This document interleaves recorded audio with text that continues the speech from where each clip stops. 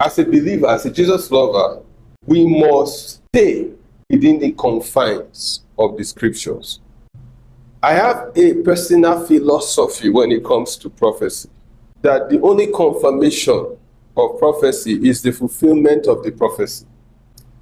When you go back and look at the prophecies about the first coming of Jesus, it took its fulfillment for us to understand them. There was no one paragraph in this Bible where a narration was given, was going to be born of a virgin, and she's going to be this. No, different prophets spoke at different times. A little there, that's the characteristic of Scripture. In Isaiah, it says, whom shall he give knowledge, and whom shall he make to understand doctrine? He said, them that are weaned from the milk and drawn from the breast, say, because precept must be upon precept, line upon line, here a little, there a little.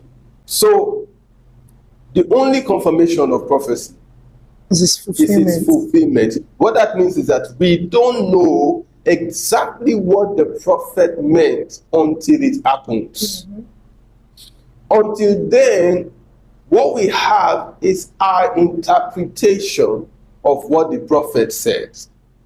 That is how come today you have at least there are several, but three major views on the rapture. You have pre-tribulation rapture, those who believe the rapture will happen before the tribulation.